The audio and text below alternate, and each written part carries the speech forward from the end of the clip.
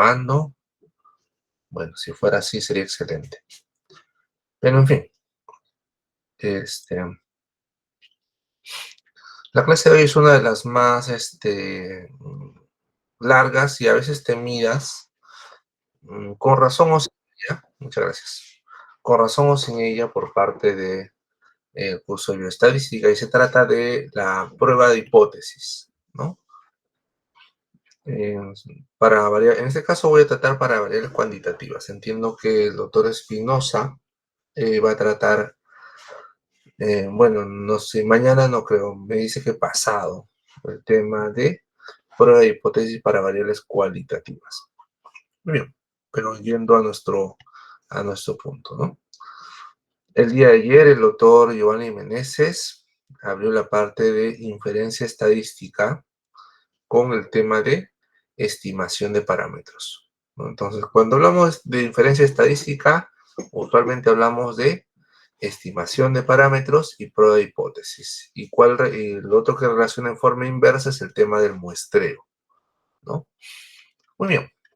En esta clase vamos a tratar la prueba de hipótesis, el concepto de error tipo 1 y tipo 2, la prueba Z para variables cualitativas dicotómicas, también llamada prueba Z de proporciones, tanto para una muestra en una población como para dos poblaciones.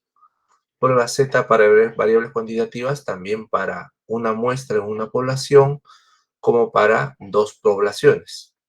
Y prueba T para variables cuantitativas, que sería para una muestra en una población y para dos poblaciones. Y también trataremos el tema de ANOVA de una vía. Bien. Entonces vamos al concepto de prueba de hipótesis. La prueba de hipótesis es un método estadístico para tomar decisiones con respecto a un parámetro. Los parámetros más habituales, aunque no son los únicos, son la media, la proporción o la varianza. Por lo tanto, su derivado que es la desviación estándar, ¿no? Basándonos en datos muestrales, ¿ya? Entonces tenemos concepto, la prueba de hipótesis se hace para tomar decisiones. Entonces, en este caso, las decisiones que se tienen que tomar si se apoya o si rechaza, o si se rechaza una hipótesis estadística, así la llamamos nosotros, hipótesis estadística con respecto a una población. Nótese que siempre apoyamos o rechazamos una afirmación sobre una población, no sobre la muestra, sino sobre una población. Es una cuestión de concepto muy importante. En la imagen ustedes pueden ver los llamados límites de decisión o puntos de corte o valor crítico, ¿ya? Igual, regla de decisión, puntos de corte, valor crítico, todos esos son términos relacionados. En este caso, la distribución normal, como ustedes pueden ver, vemos como una probabilidad de 95% se alcanza con un valor Z, ¿no?, de 1,645, es decir, todo lo inferior a la media y lo superior a la media hasta 1,645 desviaciones estándar. Así se consigue un 95% de las probabilidades. La probabilidad total es 1 en la distribución normal estándar. Y el 0,05 restante por arriba de ese valor, ¿no? Es un 0,05, pero unilateral.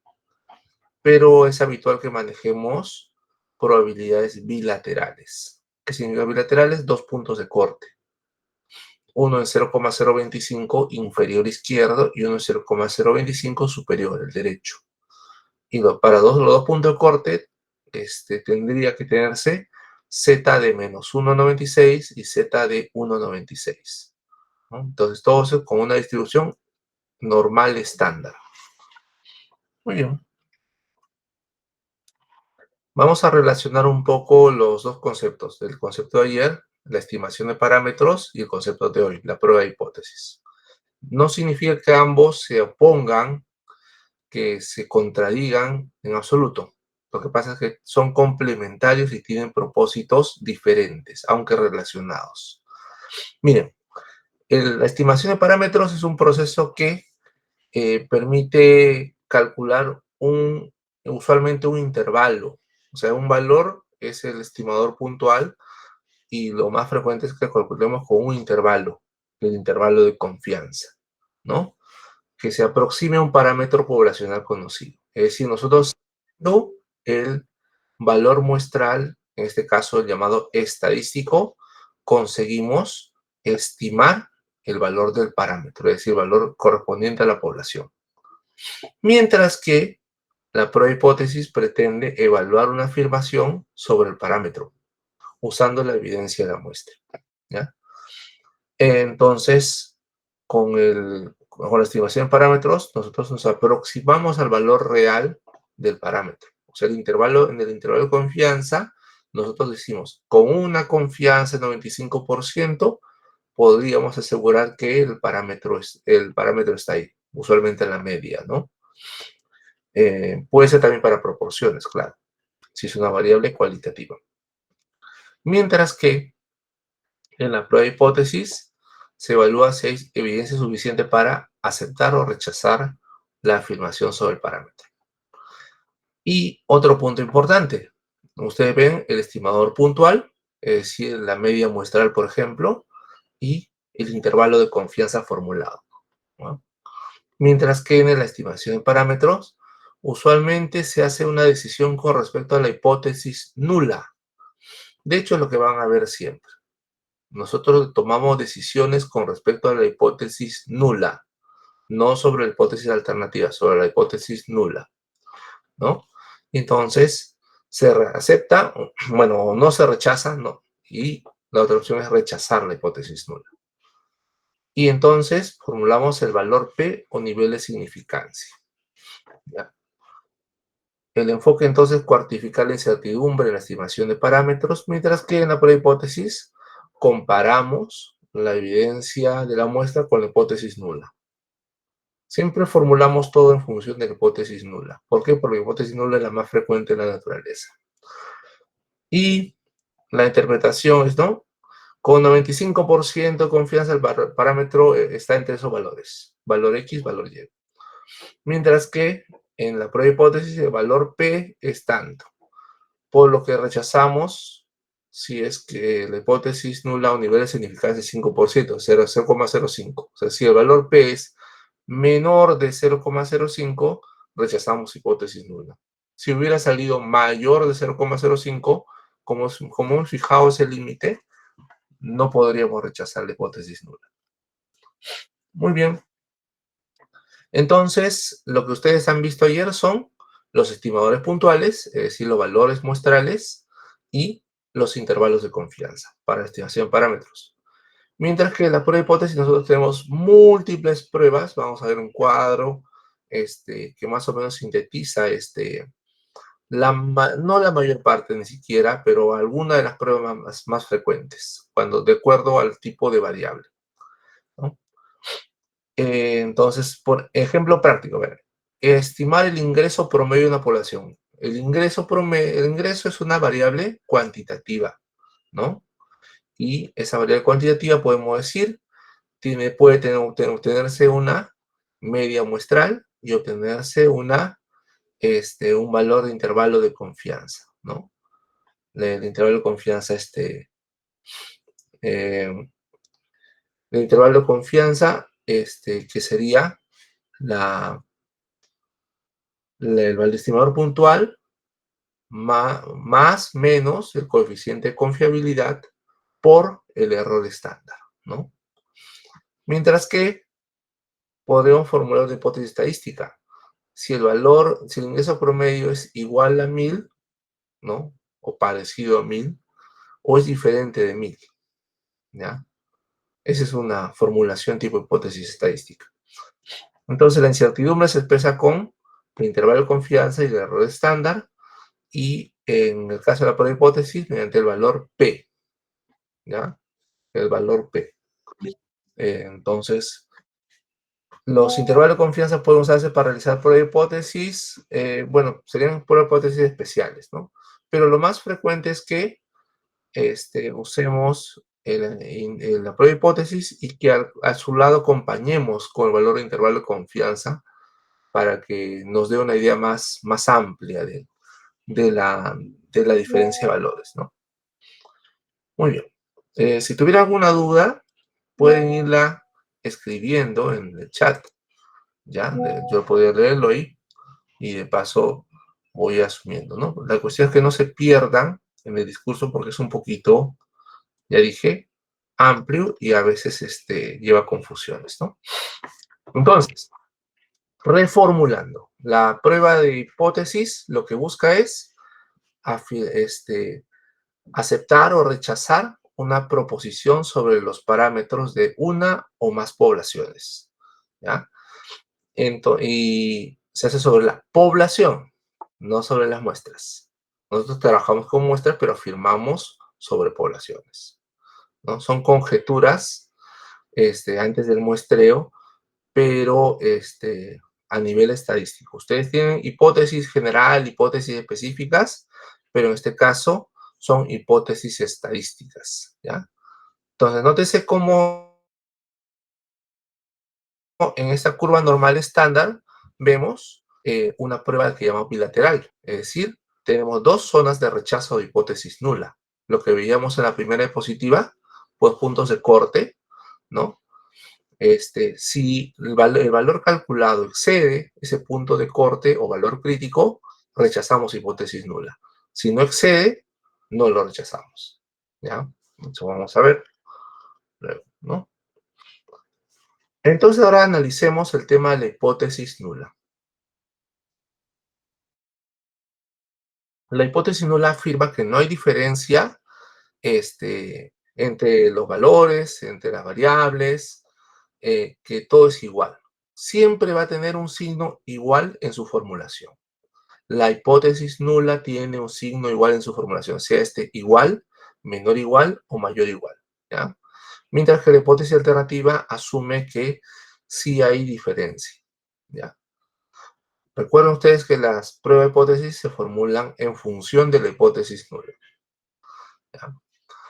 Entonces, ya vimos que la hipótesis nula siempre formula una relación de igualdad, igual, menor igual o mayor igual.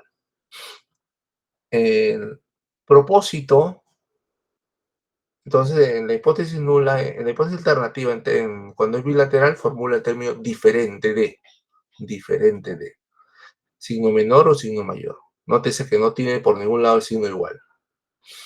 El propósito de la hipótesis nula siempre representar el status quo o supuesto a refutar que no hay relación, que esto es casualidad, que encontraron el arma homicida, pero yo estaba pasando por ahí, que los delincuentes estaban en el taxi, pero a mí solo me pidieron transportarlos, ¿no? Entonces, es la afirmación de que no existe relación entre los objetos y que todo se debe al azar, etcétera, ¿no? Mientras que la hipótesis alternativa es lo que nosotros pretendemos investigar. Esa refleja mi pregunta de investigación y mi objetivo de investigación, ¿ya? Pero nótese que el mundo está construido a partir de la hipótesis nula. La hipótesis nula casi siempre gana, así como la casa siempre gana cuando ustedes apuestan, ¿no? Eh, por ejemplo, ustedes prueban un nuevo medicamento y la hipótesis nula es que el nuevo fármaco es igualito al placebo, o no es mejor que el tratamiento usual. Mientras que la hipótesis alternativa sería que el fármaco sea mejor que lo que tiene actualmente o mejor que el placebo, ¿no? Pero ustedes no prueban, ojo, ustedes no prueban la hipótesis alternativa. No es lo mismo. Por epistemología básica, lo que ustedes hacen no es probar la hipótesis alternativa. Lo que ustedes están haciendo es apenas rechazar la hipótesis nula si consiguen ganarle a la casa. ¿Ya? Cuidado. Aunque parezca muy difícil, no lo es. El mundo está construido en base al azar. ¿Ya? La hipótesis nula siempre afirma que no hay efecto, de algún modo, que no hay efecto, ¿no? La hipótesis alternativa puede ser bilateral o unilateral, ¿no? Entonces, la relación con la prueba es si el valor P es menor que alfa, se rechaza la hipótesis nula. O sea, nosotros podemos establecer nuestro alfa, nuestro valor de significancia de manera arbitraria. Y eso es muy importante que ustedes entiendan. El valor alfa es arbitrario. ¿Cuál es el más frecuente? Alfa de 0,05, o sea, 5%. Pero podría ser alfa 0,01. En física se usa una cien millonésima como alfa. ¿Ya? Disculpen ustedes. Puede usarse alfa del valor que ustedes quieran, pero en realidad en biomedicina los dos alfas más frecuentes son 0,05, o sea, 5%, y 0,01, o sea, 1%. Y no tendría por qué ser necesariamente 0,05. De hecho, se ha cuestionado muchísimo el hecho de que usemos un alfa tan bajo, ¿no? Y eso ha traído algunos problemas científicos graves.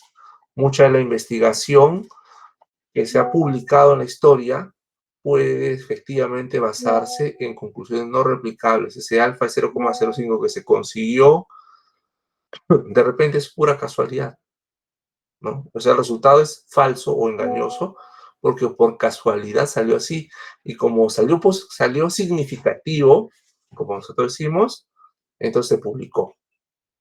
Entonces existe un famosísimo artículo llamado ¿Por qué los resultados de la mayoría de estudios son falsos?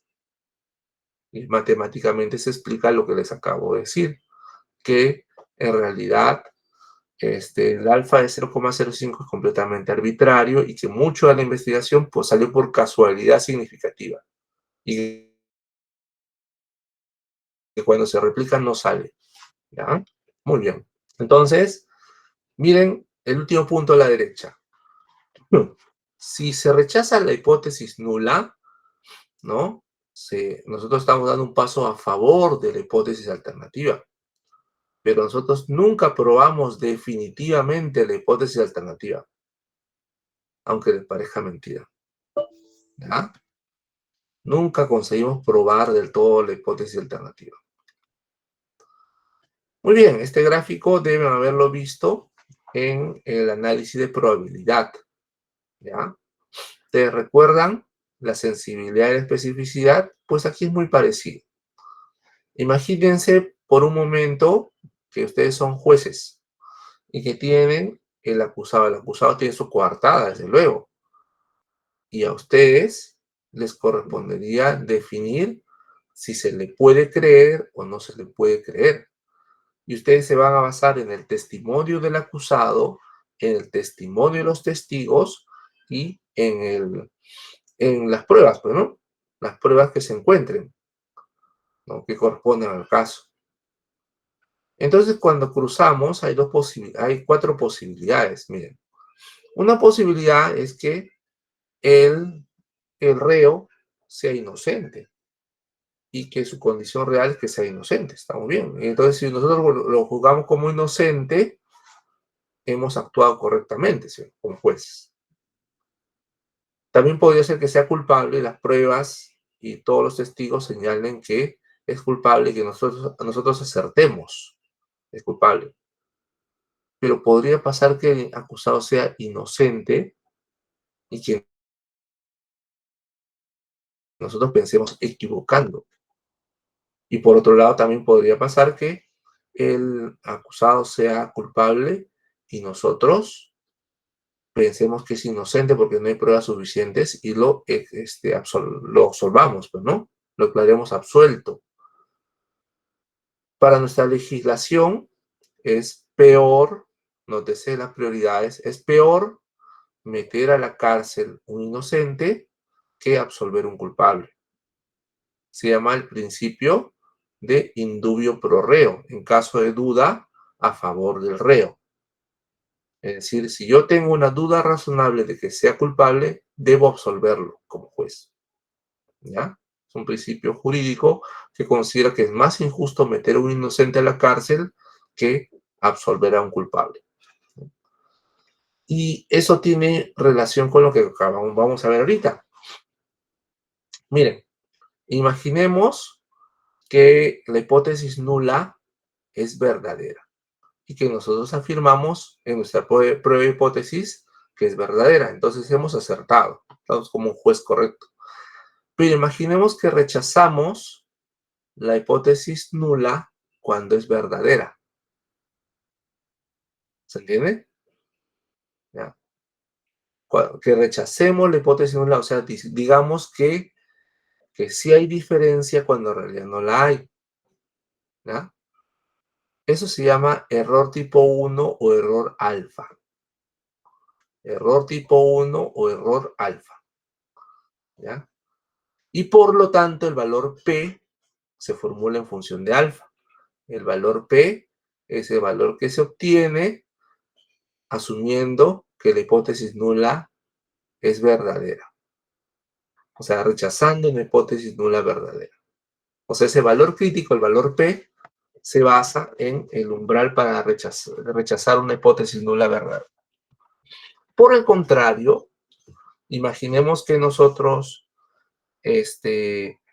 aceptamos la hipótesis nula, es decir, decimos que no hay diferencia cuando en realidad sí la hay. Hemos cometido un error tipo 2 o beta. Entonces, igualito que la legislación es peor meter a la cárcel a un inocente, nosotros decimos que es peor el error alfa que el beta. ¿Por qué? Porque el error beta se puede solucionar haciendo más investigaciones. A veces pasa que la muestra que tenemos, que el número de sujetos de estudio es muy pequeño y no sale significativo porque son muy pocos. Eso se soluciona añadiendo más sujetos al estudio, añadiendo más agua al caldo. Y eso es la base de los metaanálisis. Los metaanálisis, una vez que uno analiza que realmente no estamos sumando manzanas con naranjas, podemos sumar los sujetos de los estudios y calcular como si todos fueran parte de un solo estudio aleatorizado. Entonces, los metaanálisis se usan para combatir el error tipo 2 o beta.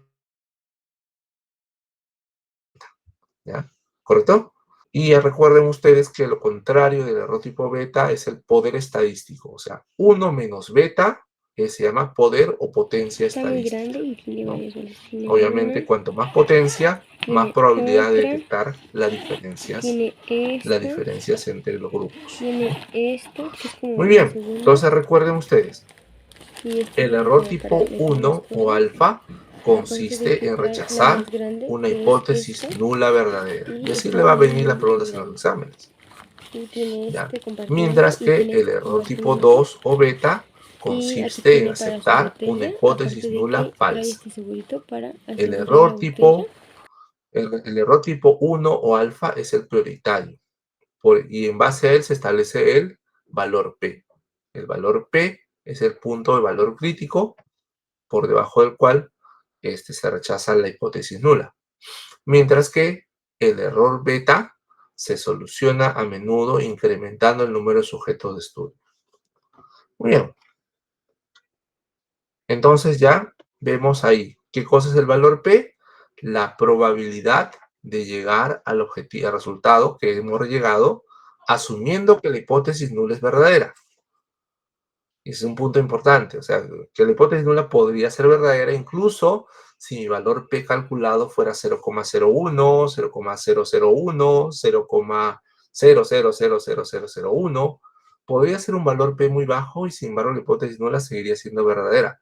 Lo que pasa es que la probabilidad de que nos pase eso cada vez menor, por suerte, pero nunca podemos decir que hemos conseguido vencer completamente la hipótesis nula. ¿Ya? En términos prácticos, si P fuera 1, el resultado apoyaría totalmente la hipótesis nula, que no hay diferencia alguna entre los valores. Mientras que si P fuera 0, el resultado no apoya hipótesis nula y por lo tanto se tiene que rechazar de todas maneras. Evidentemente nunca llegamos a 0, nos aproximamos mucho a 0. ¿Ya? Tradicionalmente podemos decir la probabilidad de que los resultados obtenidos se deban al azar. Es decir, que no hay diferencia porque en realidad hay pura casualidad, ¿no? Etcétera. Pero más correcto, el enunciado más correcto es el primero. Probabilidad de llegar al resultado asumiendo que la hipótesis nula es verdadera. ¿Ya? Nunca se olvide de la definición de valor P. Muy bien. Entonces imaginemos, ya dije, valores críticos. Ejemplo más práctico es 0,05, un alfa de 0,05, ¿no? Y me sale menos de 0,05, entonces rechazo hipótesis nula. Me sale 0,05 o más, no rechazo hipótesis nula. Ustedes dirán, pero eso es muy arbitrario, y tienen razón. Por eso es que el intervalo de confianza a veces algunos lo prefieren, ¿ya? Es lo mismo, a ver, es lo mismo que la mayoría de edad. A ver, alguien con 18 años y un día es su mayor de edad. Alguien con 17 años, 11 meses y 29 días no es un mayor de edad. Sus responsabilidades penales, civiles y administrativas son diferentes. Pero ustedes acaso me podrán decir que realmente, por tener 2 días de diferencia, alguien con 18 años y un día es más juicioso o más responsable. O sea, en 2 días súbitamente se transformó de un adolescente irresponsable a un adulto responsable de su casa. No, mentira. Eso es falso. O sea, de hecho, la mayoría de edad es un concepto totalmente arbitrario. Pero se tenía que establecer algún punto de corte. De hecho, ustedes saben que hay países donde la mayoría de edad era 21 años, o sigue siendo 21 años, salvo para algunas cosas, ¿no? Este, eh, ¿no? Pues efectivamente, o sea, es igual acá. La decisión de establecer un valor crítico o punto de corte es arbitraria, pero necesaria para poder decidir. Sigamos. O sea, estamos convirtiendo un cálculo que es continuo en una decisión dicotómica. Bueno, pueden encontrar ustedes en el libro de Daniel 10 pasos. Algunos lo describen con 6 pasos. Usualmente aquí lo que se ve en curso de medicina son 8 pasos. Eso no importa mucho, no se preocupen, no se desesperen por eso. Lo que importa es seguir en orden los pasos. Lo que ocurre cuando dicen 10 pasos es que desagregan alguno de los pasos. Eso no, como le digo, no es un problema grave, pero tienen que seguir siempre los pasos y en orden. Siempre los pasos y en orden. Entonces, a ver, vamos a ver el orden. Primero paso, formular la hipótesis nula y la hipótesis alternativa. Nótese que siempre empezamos con la hipótesis nula. Segundo punto es decir cuánto es el nivel de significancia.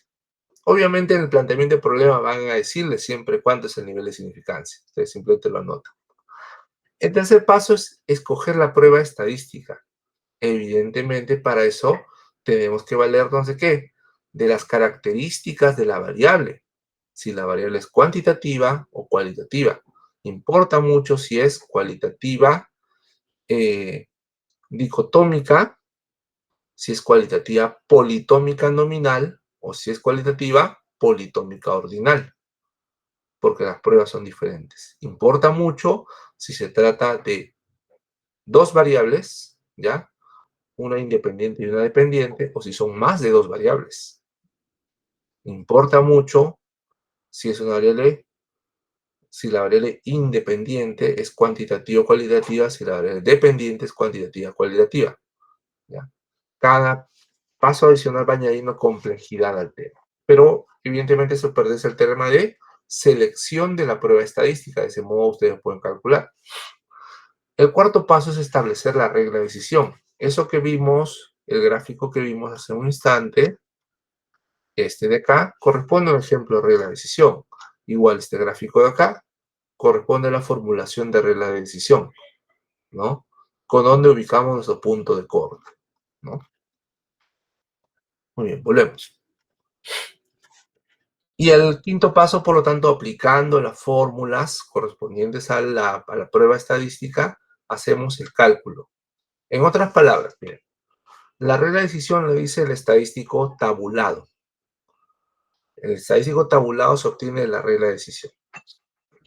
Y el cálculo les da el estadístico calculado. Entonces ustedes tienen que comparar el estadístico tabulado con el estadístico calculado para poder decidir, ¿no? En la obtención de valor P, salvo para las pruebas llamadas exactas, tiene que calcularse con calculadoras especiales. En otras palabras, no se desprende directamente de la prueba estadística, pero sí es cierto que para muchas pruebas están disponibles calculadoras gratuitas en Internet. O sea, el valor P, ustedes ingresando los datos, ustedes podrían obtener el valor P en estas calculadoras especiales. Y por lo tanto, una vez que calculan el valor estadístico, obtienen el valor P, toman una decisión estadística. La decisión estadística, como ustedes se darán cuenta, sencillamente es o se acepta la hipótesis nula o se rechaza la hipótesis nula. Y el último paso es traducir esa decisión a los términos del planteamiento del problema. Es decir, ya aterrizamos nuevamente y traducimos qué significa para el problema planteado. Vamos a avanzar un poco sobre ese punto. Miren, este es un ejemplo de selección de pruebas de acuerdo a las características, disculpen ustedes, características de las variables, ¿no? Usted, por favor, ahí está. A ver, vamos a entender esto. Imaginemos por un momento que tenemos una variable independiente, escúcheme, variable independiente cualitativa dicotómica y una variable dependiente cuantitativa. Bien, independiente cualitativa dicotómica, dependiente cuantitativa. Entonces, nosotros tenemos dos opciones. Una opción es usar pruebas paramétricas y la otra opción es usar pruebas no paramétricas. ¿Cuál debemos preferir? Desde luego las pruebas paramétricas, pero solo si se cumplen los supuestos. ¿Cuál es el supuesto que se necesita para usar pruebas paramétricas? El supuesto de normalidad. El supuesto de normalidad es entonces que efectivamente la población y también nuestra muestra cumplan con el supuesto de normalidad. Si ustedes recuerdan bien su parte de estadística descriptiva, cuando yo hablé de medidas de resumen, yo les dije que era muy importante determinar el supuesto de normalidad. Y para eso teníamos pruebas.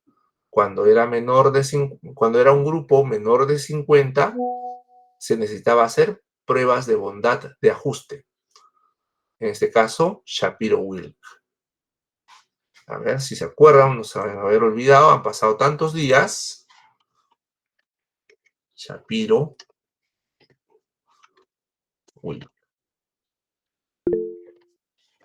Y cuando se trata de grupos mayores de 50, yo le dije Kolmogorov,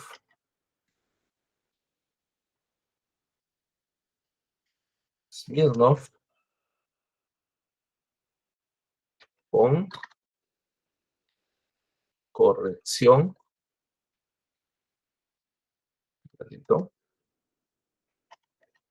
de Lilliefors.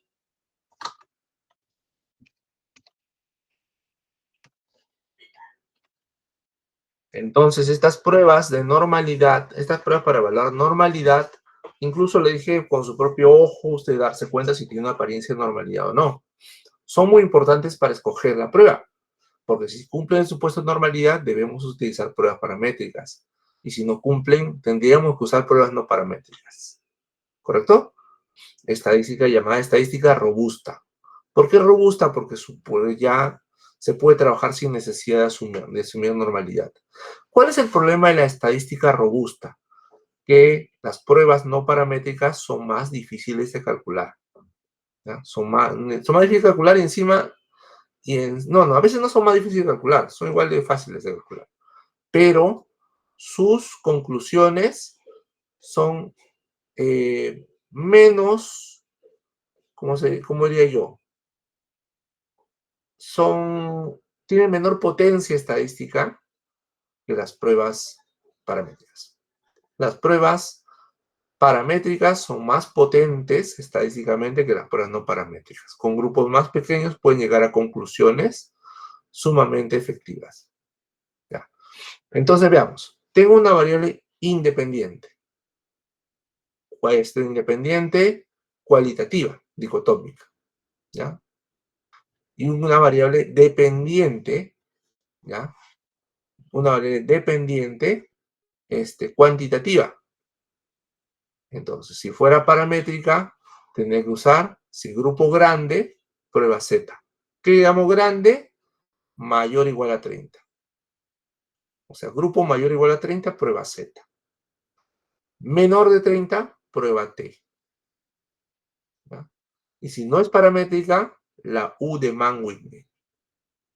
Ese sería su equivalente, el equivalente no paramétrico de la prueba T. Muy bien. Grupos pareados se usa T pareada, prueba T pareada. Y si fuera grupos pareados, pero con distribución no normal, Wilcoxon, que sería su equivalente de la U de Mann-Whitney para pareados. ¿Ya? Entonces, ¿qué significa pareados?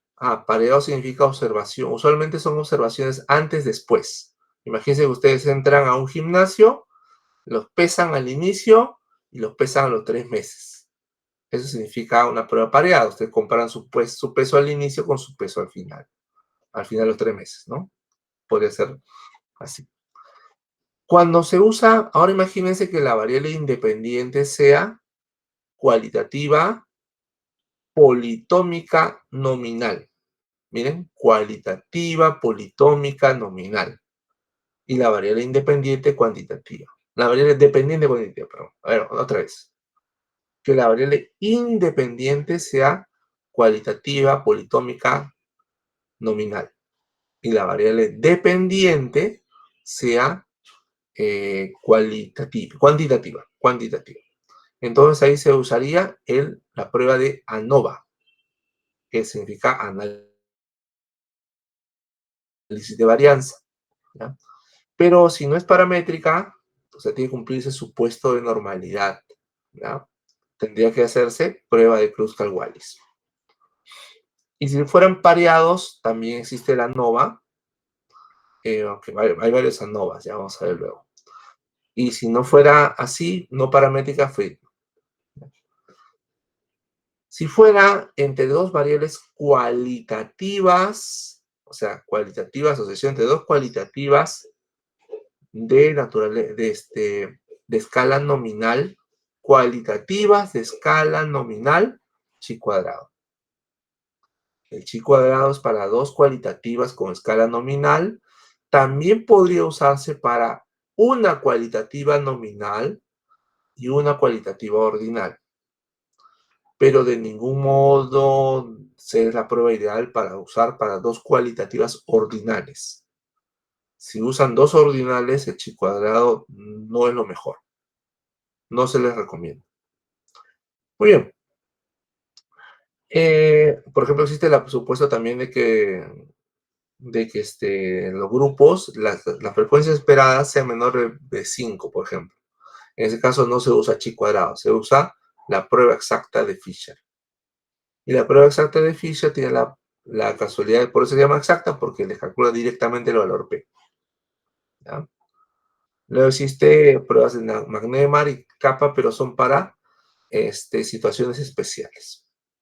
Ahora miren, si se trata de correlación entre dos variables cuantitativas, es decir, variable independiente cuantitativa y variable dependiente cuantitativa, se usa correlación de Pearson. ¿Ya? Se usa correlación de Pearson. Pero si pero si no se cumple el supuesto de normalidad, se tiene que usar Spearman. O sea, sería el equivalente no paramétrica de la correlación de Pearson. ¿Cuál se ve en el curso de bioestadística? Se ven prueba T, prueba Z, se ve chi cuadrado, desde luego, y se ve Pearson. ¿Ya? Esas son las que sí ven. Las estadística no paramétrica no llega a avanzarse en el curso de pregrado. Muy bien. Entonces, siguiendo con esos puntos. Las hipótesis en prueba Z o T pueden ser unilaterales o bilaterales. ¿Qué significa unilateral? ¿Se acuerdan de la segunda diapositiva, tercera diapositiva? Prueba unilateral son las pruebas que solo tienen un punto de corte, sea por arriba o sea por abajo, o sea, la cola izquierda o la cola derecha.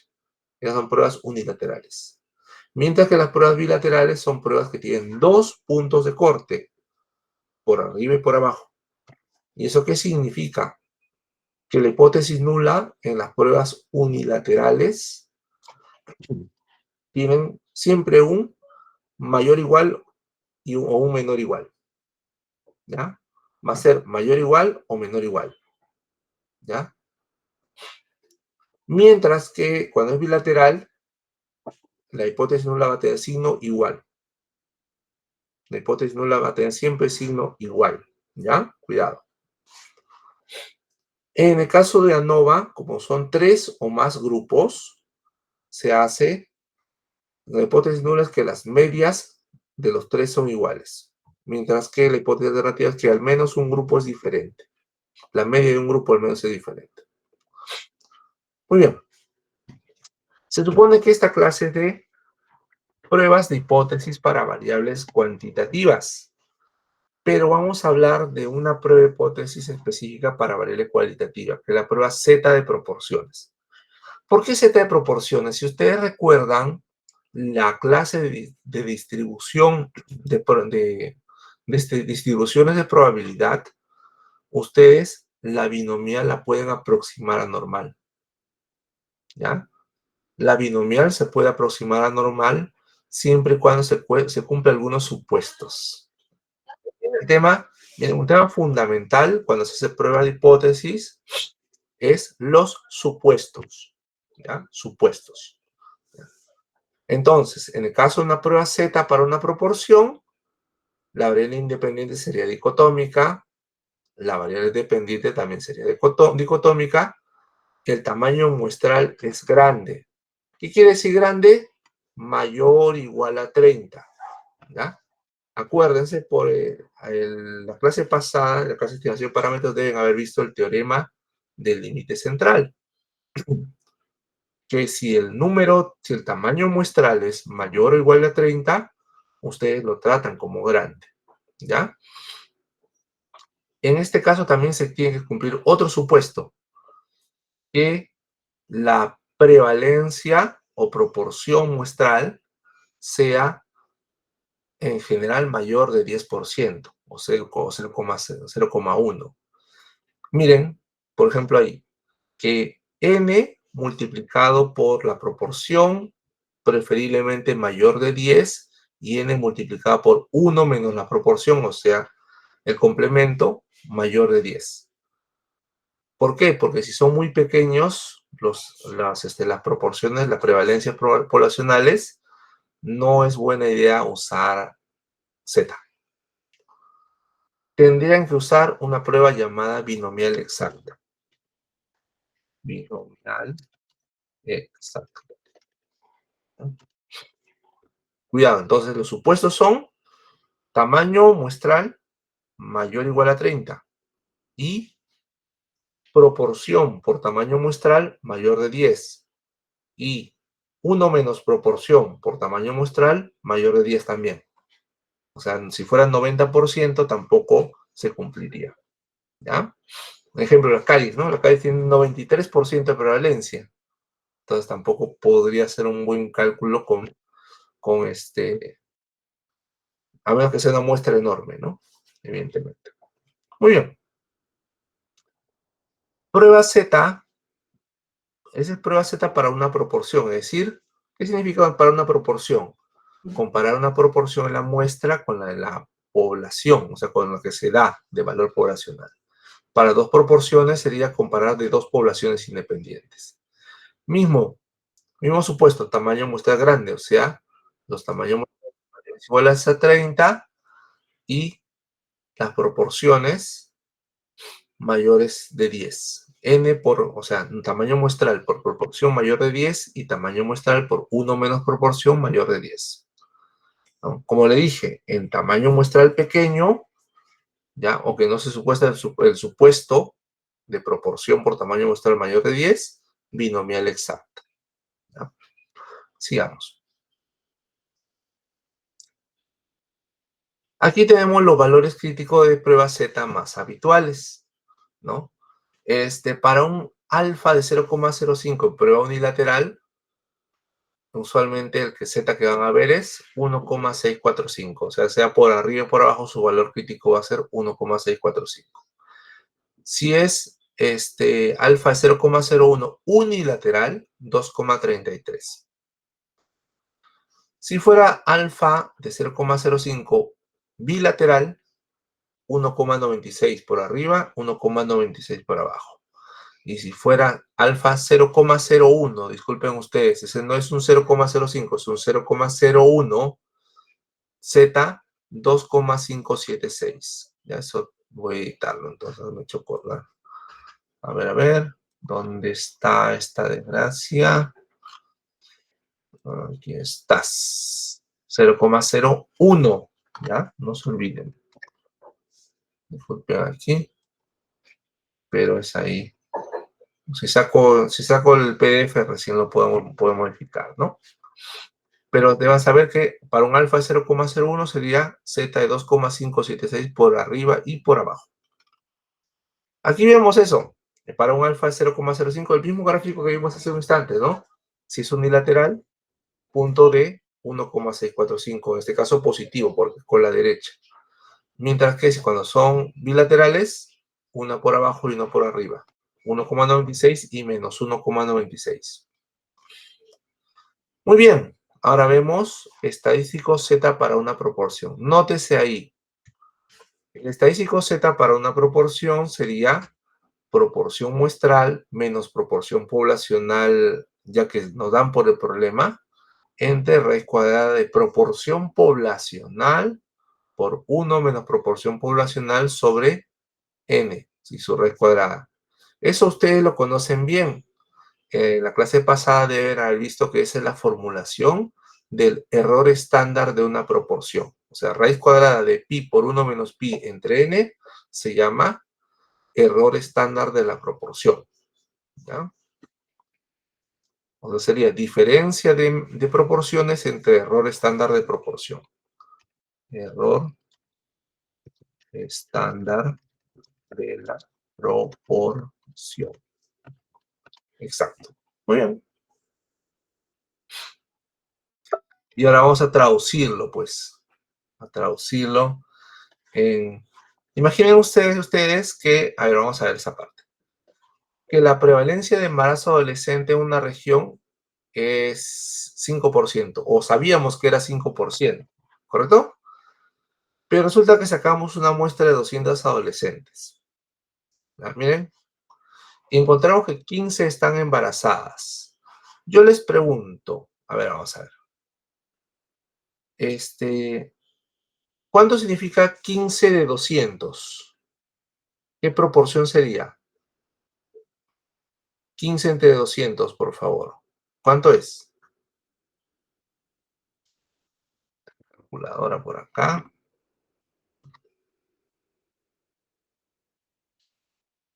¿Cuánto es 15 entre 200, por favor?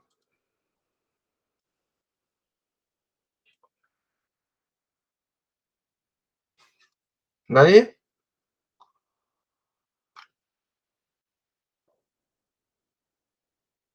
¿Nobody? Es importante que no solo escuchen, ¿no? ¿Cuánto es? Si no, no van a entender, claro. Es 15 entre 200.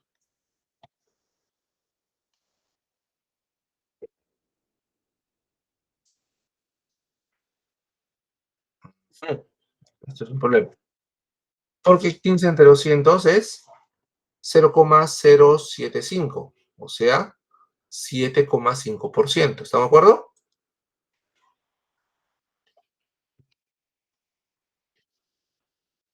En otras palabras, me dicen que mi proporción poblacional es 5%, pero cuando yo saco mi muestra me sale 7,5%. Entonces yo pregunto, ¿la prevalencia es mayor de 5%? Cuando aparece el término mayor, significa que es prueba unilateral.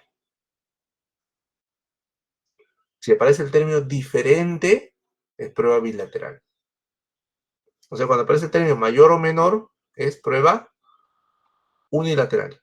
Cuando aparece el término diferente, es prueba bilateral.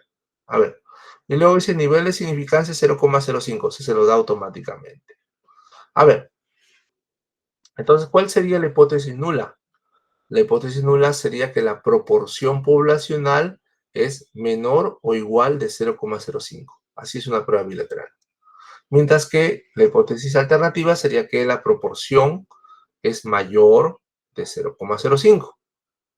¿Ya? Y entonces ustedes dicen, pero sí es evidente que 7,5% es mayor que 5%. Pues resulta que no es tan evidente porque tienen que dividirla entre el error estándar. Y para eso vamos a calcular. ¿Qué tenemos que hacer? Lo que hemos calculado ahorita, ¿no? La proporción muestral es 7,5%, o sea, 0,075, y el tamaño muestral 200, un tamaño grande, ¿correcto? Entonces podemos aplicarle prueba Z para proporciones. Ya pues, entonces yo me pongo a hacer mi cálculo y me sale, a ver, la regla de decisión. Si el Z calculado es mayor de 1,645 porque cogí nivel de significancia 0,05 unilateral, si el Z calculado es mayor de 1,645, se rechaza la hipótesis nula. Y calculo, pues, ¿no? 0,075 menos 0,05 entre raíz cuadrada de 0,05 por 0,95 entre 200, me sale 1,622.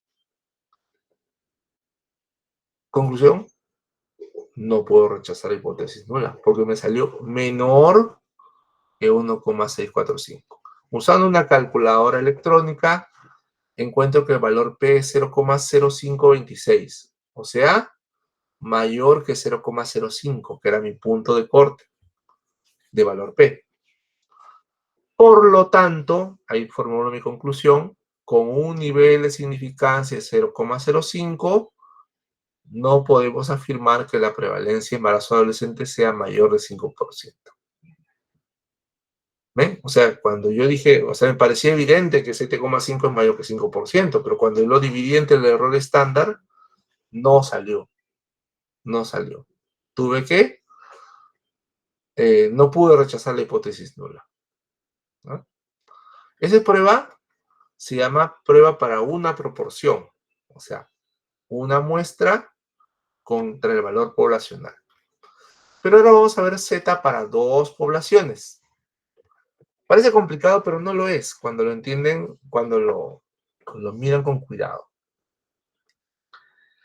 La diferencia sería proporción 2 menos proporción 1, o sea, las dos proporciones de las dos poblaciones. Y sería proporción ponderada por 1 menos proporción ponderada entre la suma de las inversas de los tamaños muestrales, para poder llegar a su error estándar de proporción. ¿Y cómo se obtiene la proporción ponderada? Simplemente promediando las proporciones, es decir, el número de elementos positivos de cada uno de los grupos entre los tamaños muestrales. ¿Ya? Esa proporción. Lo vamos a ver acá. Supongamos que quiere verse la prevalencia de ansiedad en dos escuelas. ¿Ya? Y asume que la prevalencia de ansiedad es diferente de acuerdo con la escuela. Cuando dice diferente, ¿qué prueba es? ¿Unilateral o bilateral? Ya lo acabo de decir. ¿Qué dicen? Nadie. Diferente, unilateral o bilateral. Nadie dice nada. Diferente significaría que es prueba bilateral. ¿Ya? Alfa que me pone 0,05. Entonces vamos a ver. Dice, en obstetricia de 300 estudiantes, 54 reportaron ansiedad. O sea, la proporción 1 es 0,18. Mientras que en enfermería de 280 estudiantes, 35 reportaron ansiedad. Proporción 2, 0,125. O sea, se calcula, ustedes dividen y ya está. Entonces, ¿cómo sería la hipótesis nula? La hipótesis nula es que las proporciones son iguales, mientras que la hipótesis alternativa que las proporciones son diferentes. ¿Cuál es mi alfa? Mi alfa ya lo dice el problema, es 0,05. Vamos ahí. Ahí está. Hipótesis nula, proporciones iguales. Hipótesis alternativa, proporciones diferentes. Alfa 0,05. Como son grupos grandes, ¿no? Se escoge Z para proporciones de dos poblaciones. Muy bien. Entonces, ¿cómo sería la regla de decisión? Si el Z calculado es menor que menos 1,96 o el Z calculado es mayor que 1,96, se rechaza hipótesis nula. Una forma alternativa de ponerlo es, si el valor absoluto del Z calculado es mayor que 1,96, se rechaza hipótesis nula. O sea, eso ya lo comprende al menos y al más, ¿no? ¿Cómo se calcula? Primero tenemos que, evidentemente, obtener la prevalencia ponderada, es decir, promediamos. Le ponemos 54 más 35, es decir, las ansiosas entre el total de tamaño muestrales y me sale una proporción ponderada de 0,1534. Muy bien, entonces hacemos el cálculo, ¿no? 0,18, que es la proporción en, ¿quién es? En obstetricia, ¿no? En obstetricia, menos 0,125, que es la proporción en enfermería, entre la proporción ponderada por 1 menos proporción ponderada, por la suma de inversas de tamaño muestrales. Y me sale 1,837. ¿Cuánto era mi punto de corte? 1,96, ¿no? Entonces, 1,837 es menor que 1,96. No puedo rechazar la hipótesis nula. Incluso pongo una calculadora y me sale 0,0663. O sea que es más de 0,05, que era mi punto de corte.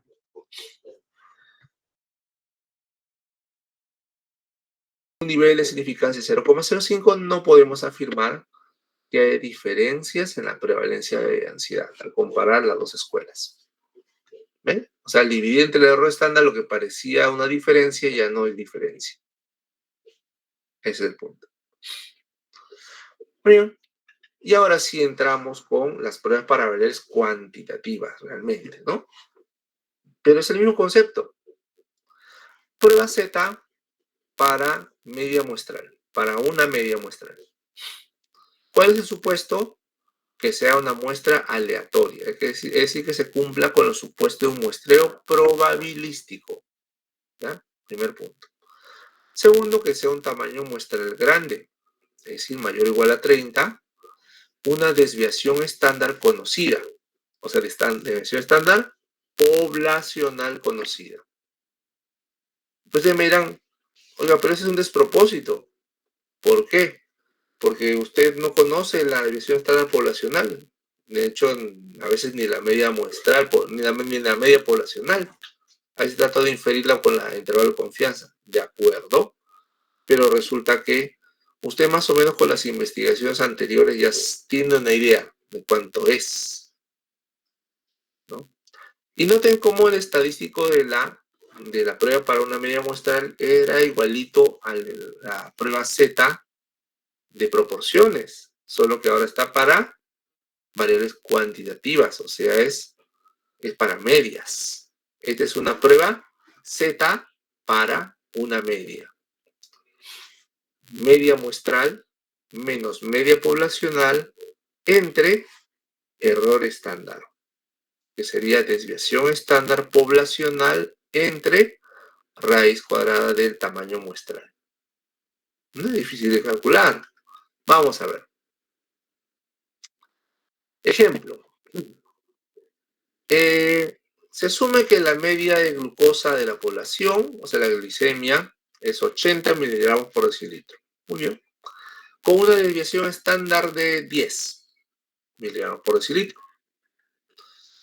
En una muestra aleatoria de 50 gestantes se encuentra que la media es 90 miligramos por decilitro. ¿Ya? Bien. Y ahora preguntan, con un nivel de significancia o significación de 0,01, podemos afirmar que el valor es diferente de 80, o sea, lo que decíamos que era la media poblacional. Si dice diferente, ¿qué tipo de prueba es?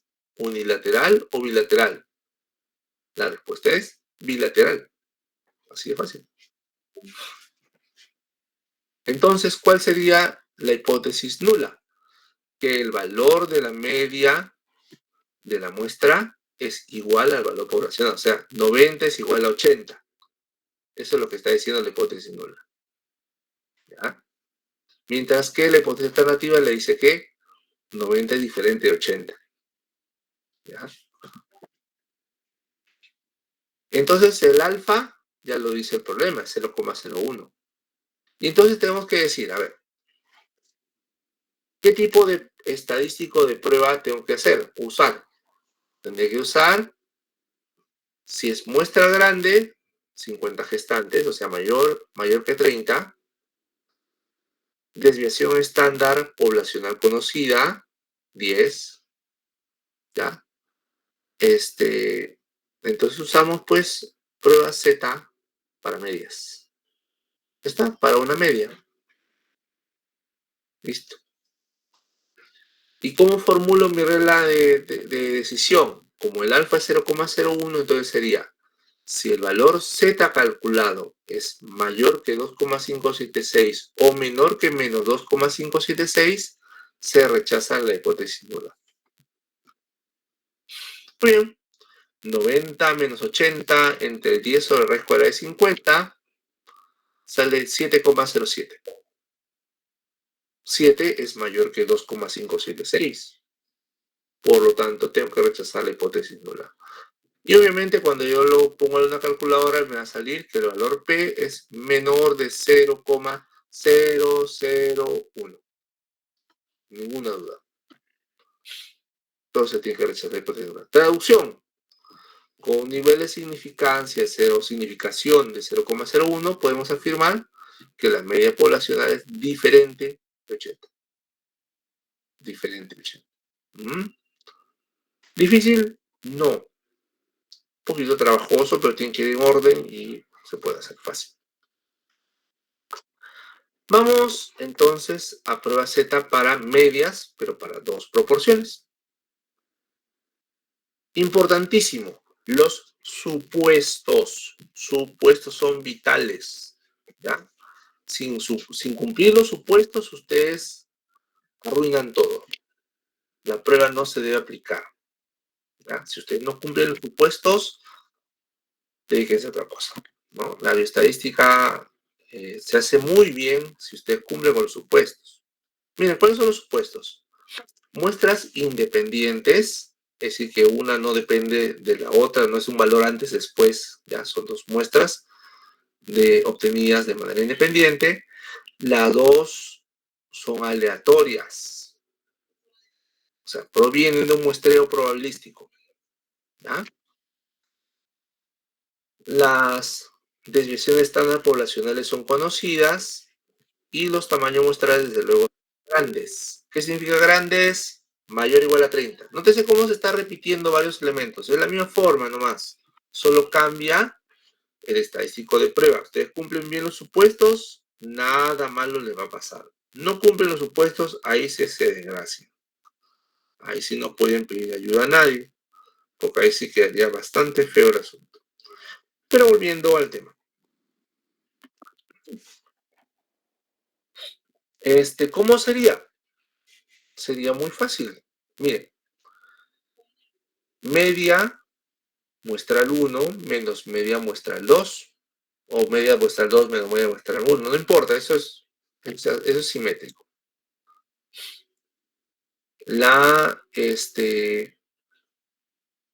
Entre el error estándar. ¿Cómo se obtiene el error estándar? Desviación, varianza 1 sobre tamaño muestra el 1 más varianza 2 entre tamaño muestra el 2, raíz cuadrada de todo eso. Ejemplo, a ver. Una empresa farmacéutica desarrolla un nuevo analgésico y quiere comprobar con un nivel de significancia 0,01, ¿ya? Si el nuevo analgésico es más rápido en reducir el tiempo del dolor que un tratamiento estándar. Como ese más rápido, ¿qué significa que es prueba? Unilateral. Si dice más rápido,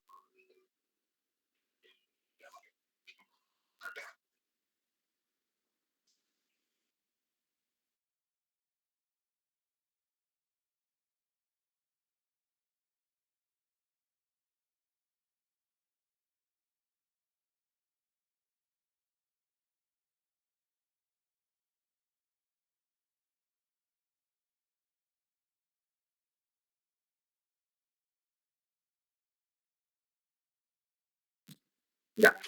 Disculpen una pequeña interrupción. Muy bien, volviendo a nuestro tema. Cuando dice que algo es mejor, mayor, más rápido, o lo que sea, eso significa una comparación que obliga a prueba unilateral. Cuando dice solamente diferente, es prueba bilateral.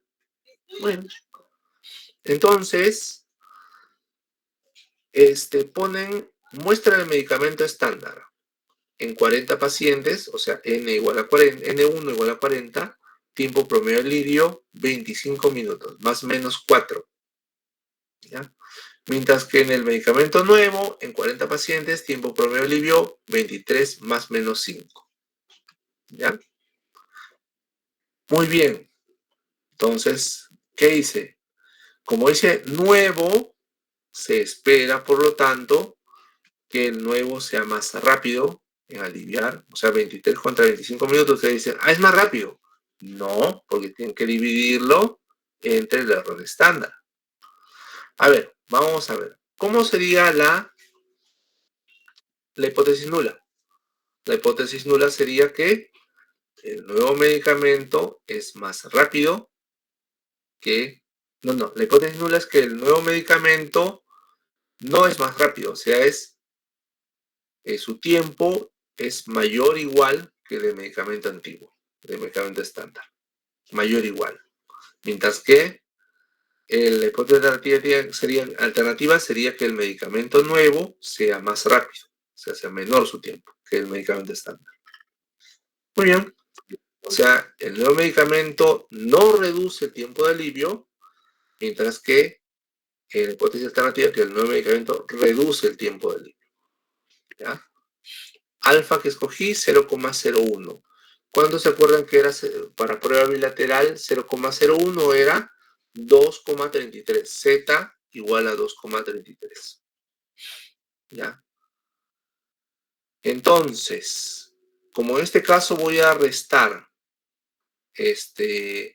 tiempo nuevo menos tiempo antiguo, por eso está poniéndose negativo. ¿Ya? Pero eso no nos preocupa mucho.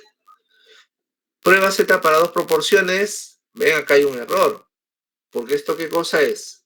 Variable cuantitativas. Prueba Z para dos medias. Me he equivocado.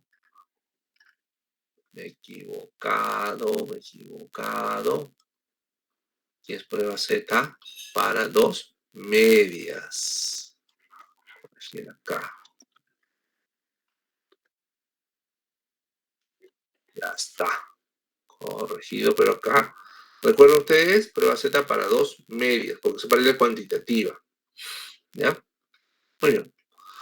Y la regla de decisión, como decía yo, si el Z calculado es menor que menos 2,33, se rechazará la hipótesis nula. Muy bien. Vamos a calcular. Dice 23 menos 25, o sea, nuevo menos antiguo, entre 4 al cuadrado sobre 40 más 5 al cuadrado sobre 40, me sale menos 1,98. ¿Cuánto dije que era mi punto de corte? Mi valor crítico, menos 2,33. ¿Qué quiere decir eso? Que no puedo rechazar la hipótesis nula, ¿no? De hecho, me sale un valor de 0,0239. Como mi valor P debía ser menor que 0,01, entonces no puedo rechazar la hipótesis nula. Con un nivel de significancia o significación de 0,01, no podemos afirmar que el nuevo medicamento reduce el tiempo de alivio del dolor. Nuevo medicamento. Vamos acá. Grabar. Ya, muy bien. Esta hemos pasado ya. Miren, hemos pasado prueba Z para una proporción, prueba Z para dos proporciones, prueba Z para una media, prueba Z para dos medias. Entonces nos toca ahora la prueba T.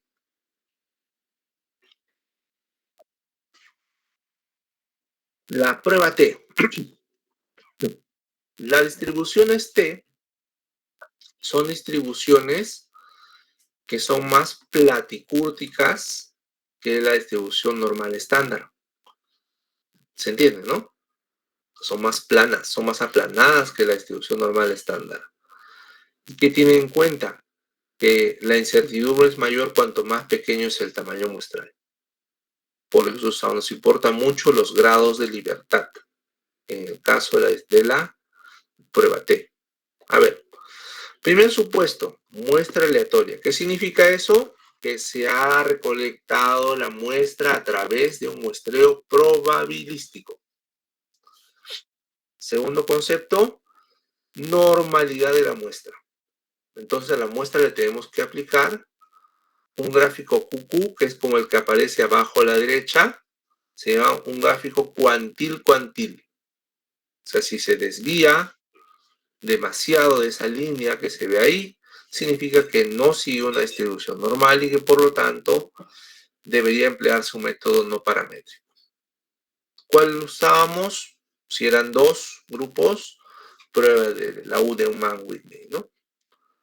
Entonces, lo que deberíamos hacer es cuantil-cuantil o una prueba de Shapiro-Wilk, ¿no? Para determinar normalidad. Muy bien. ¿Cuándo se usa la prueba T? Cuando la muestra es pequeña. ¿Qué llamamos pequeña? Menor de 30. Y cuando desconocemos la varianza poblacional, por lo tanto la desviación estándar poblacional. ¿Qué usamos como sustituto de la varianza poblacional? La varianza muestral. O sea, la varianza muestral sería el estimador de la varianza poblacional. En este caso, la desviación estándar muestral sería el estimador de la desviación estándar poblacional. Muy bien. Entonces, ¿cuál es el estadístico de prueba? Ahí ven, la T sería media muestral menos media poblacional entre S, que es la desviación estándar muestral, entre raíz cuadrada de n. O sea, hacemos un error estándar, pero en lugar de usar la desviación estándar poblacional, que no la sabemos, usaremos la desviación estándar muestral. ¿Ya? Y para calcular entonces para nuestro valor crítico tenemos que usar la tabla T. La tabla T. Y tenemos que coger en cada uno de los puntos de corte con n-1 grados de libertad. O sea, si tenemos 20 sujetos, escogeremos 19 grados de libertad y así sucesivamente. A ver, vamos a ver. Ejemplo. Un entrenador afirma que su programa de ejercicios reduce el tiempo promedio para un recorrido de 5 kilómetros, que actualmente es 28 minutos. Y entonces sus sujetos obtienen 26, 27, 25, 24, 28, 26, 25, 27, 24, 26. O sea, sus 10 sujetos del programa de entrenamiento obtienen esos tiempos, ¿ya? Entonces la pregunta es, ¿realmente el programa de ejercicios reduce el tiempo promedio? Y cuando dice reduce, ¿ustedes qué deducen? Que es prueba unilateral, donde la hipótesis nula es que el tiempo del grupo es mayor o igual que 28 minutos, mientras que si fuera menor sería la hipótesis alternativa. Bueno, alfa 0,05. Muy bien, aquí vamos. La hipótesis sería que el programa no reduce el tiempo promedio, mientras que la hipótesis alternativa que sí es menor. Shapiro-Wilk, o sea, a los 10 valores yo les he calculado su Shapiro-Wilk y me sale 0,32. ¿Qué quiere decir eso? Que no puedo rechazar la hipótesis nula de normalidad. O sea, el Shapiro-Wilk me asume que la distribución es normal. Y como efectivamente mi valor P para el Shapiro-Wilk sale 0,32, no puedo rechazar el supuesto de normalidad. Por lo tanto, asumo que efectivamente la distribución es normal. Entonces, cumplido mi requisito. Segundo, el alfa que he escogido es 0,05. Y tercero, escojo la prueba T para una media. ¿Por qué? Porque es variable cuantitativa, tamaño pequeño, desviación estándar desconocida o varianza poblacional desconocida, ¿no? Entonces ahora vamos a ver cómo calcular nuestro valor T, ¿no? Vamos acá a la tabla, ¿dónde está la tabla? Ah, ya, no me acuerdo.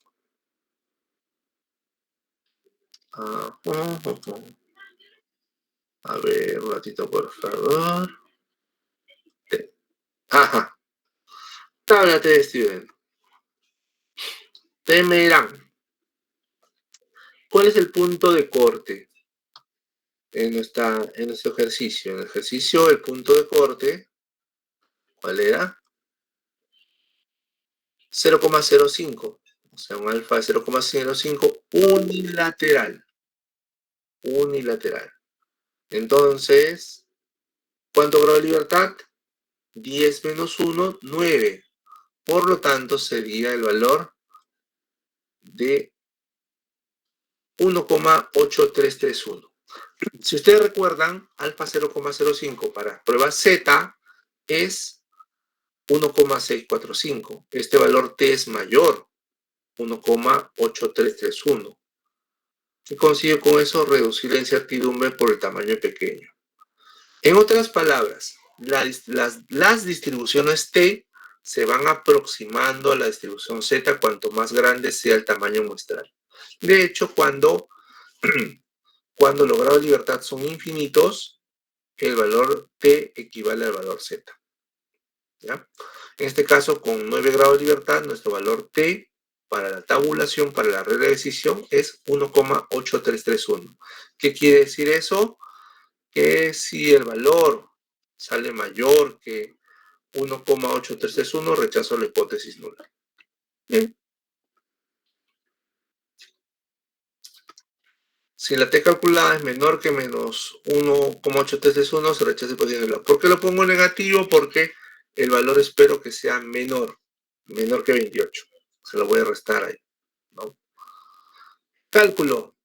Pero entonces tengo que calcular la media muestral, ¿no? La media muestral es 25,8 minutos. Mis 10 corredores han obtenido 25,8 minutos de promedio. Y la desviación estándar muestral es 1,23 minutos.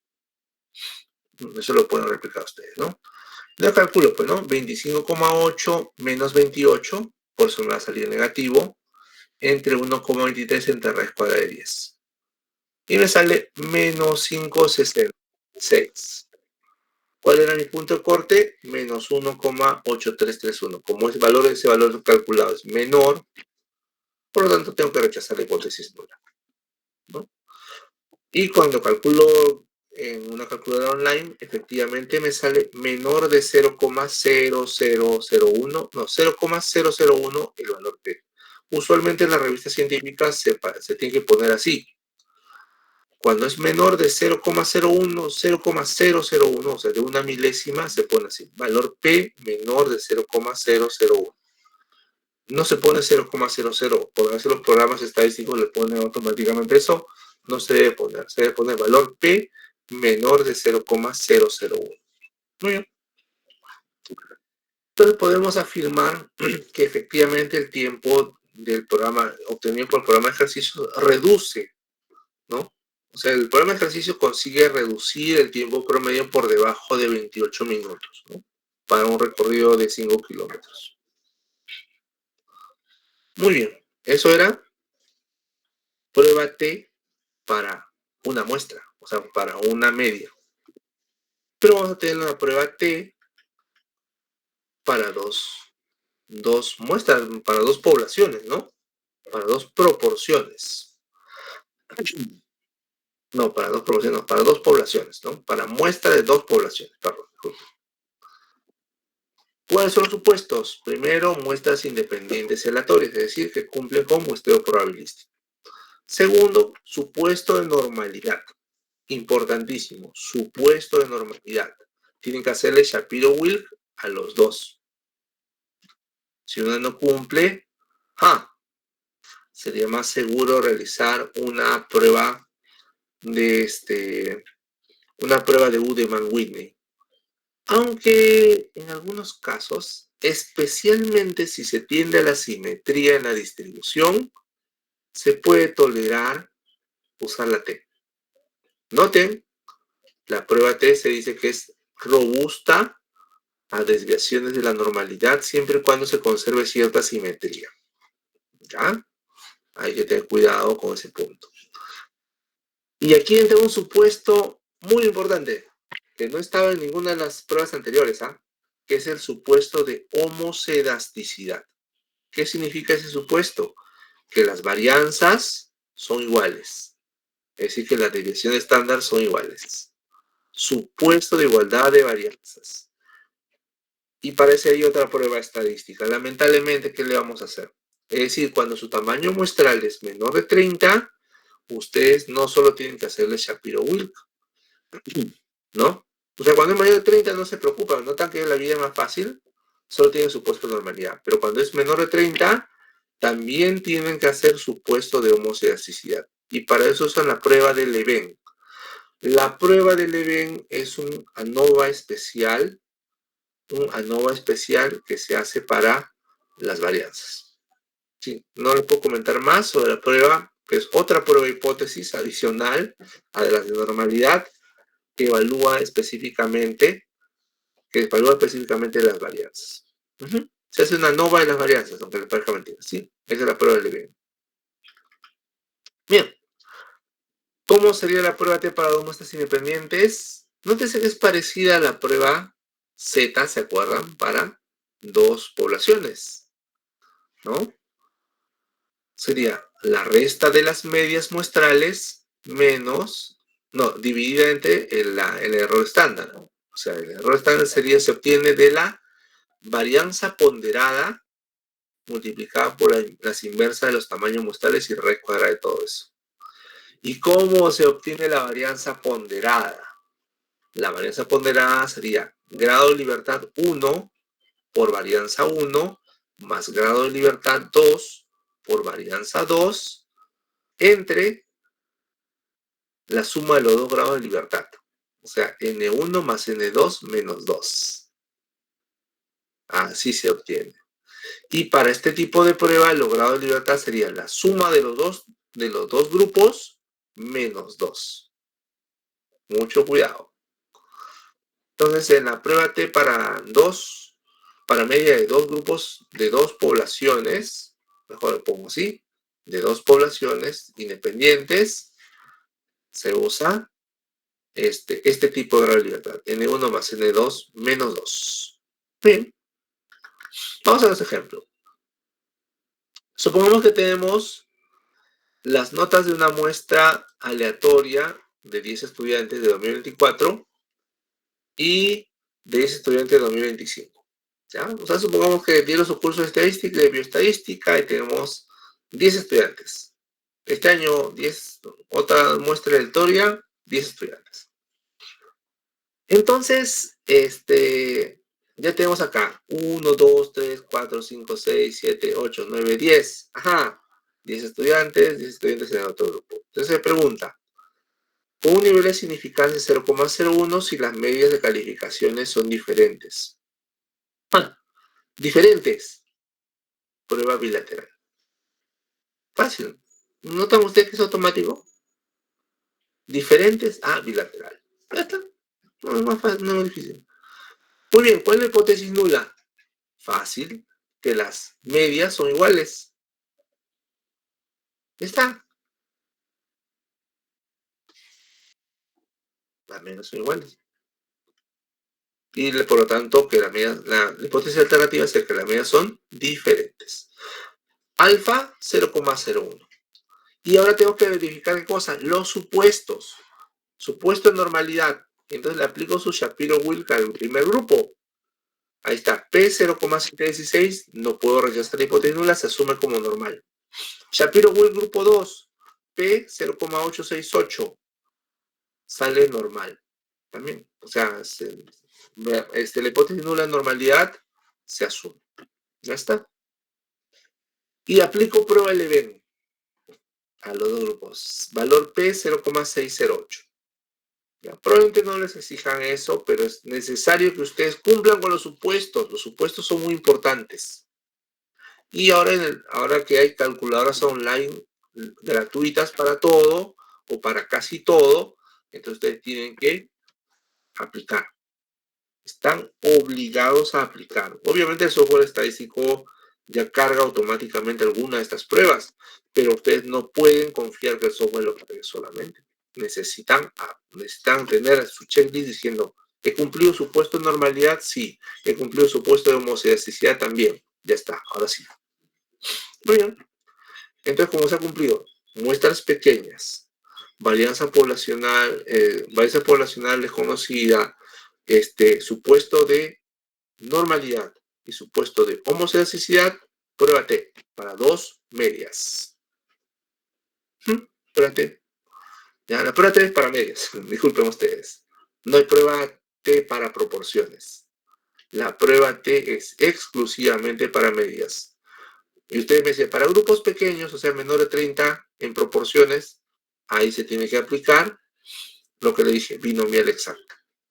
Muy bien. A ver, pero ahora entendamos. ¿Cuántos serían logrados? Primero, que es bilateral. ¿Cuánto de valor alfa hemos puesto? 0,01. ¿Qué significa? Que aplico 0,05 para la izquierda, 0,005 para la derecha. O sea, 0,005 para la izquierda, 0,005 para la derecha. Ajá. Entonces la columna que tengo que buscar en la tabla T es 0,05. O sea, 5 milésimas. Y por otro lado, ¿cuántos son los grados de libertad? 10 más 10 menos 2, 18. Entonces vamos a buscar en la tabla T con 0,005 y la fila de 18. Muy bien, vamos ahí. Entonces, fila 18, aquí está, grado de libertad 18. Y 0,005, o sea, va a salir acá. 2,8784. ¿Cuánto es el valor Z crítico para 0,005? Era 2,756.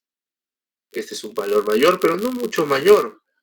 Es un favorable, ¿no? No se diferencia mucho si ustedes son cuidadosos. Se trata que la diferencia entre el valor T y el valor Z no es muy grande. Bien, entonces ahora vamos a nuestra regla de decisión.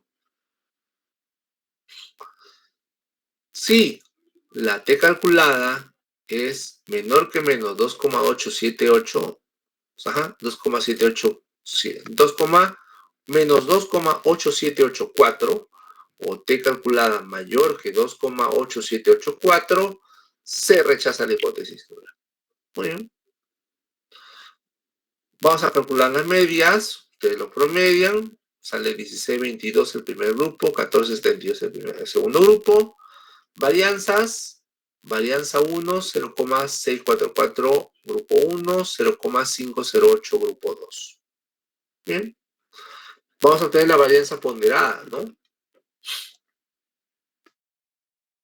Multiplico 9 por 0,0644 más 9 por 0,508 entre 18 y me sale 0,576. Esa es mi varianza ponderada. Entonces el error estándar sería, aplicando el denominador, aproximadamente 0,339. Entonces sería la diferencia 16,22 menos 14,72 entre 0,0339, 4,42. ¿Cuál era el punto de corte? Menos 2,8784 y 2,8784. Y 4,42 es mayor que 2,8784. Por lo tanto, rechazo la hipótesis nula. Ya está. No hay mucho más. Y cuando aplico una calculadora electrónica, el valor P es 0,00031. Por lo tanto, menor que 0,01.